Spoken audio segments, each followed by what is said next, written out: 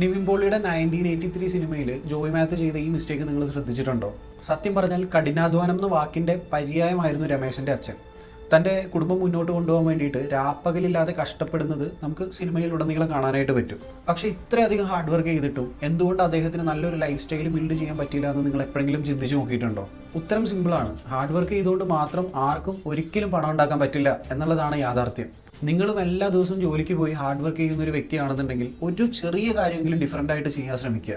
ചെയ്യുന്ന ജോലിയിൽ മാത്രം സ്റ്റക്കായി കംഫർട്ട് സോണിൽ നിൽക്കാതെ സാലറി ഇൻക്രിമെൻറ്റിനും അതുപോലെ തന്നെ ബെറ്റർ പൊസിഷനിലേക്ക് പോകാനും വേണ്ടിയിട്ടുള്ള സ്കിൽ സെറ്റ്സും കൂടെ ബിൽഡ് ചെയ്യാൻ വേണ്ടിയിട്ട് ശ്രമിക്കുക.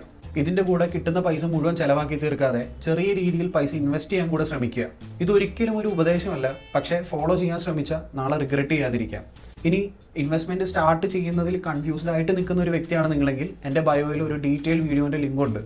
അപ്പോൾ അത് കണ്ടിട്ട് ഹെൽപ്ഫുൾ ആണെന്ന് ഫീൽ ചെയ്യുകയാണെങ്കിൽ ഈ അക്കൗണ്ട് ഒന്ന് ഫോളോ ചെയ്ത് വയ്ക്കാനും മറക്കണ്ട.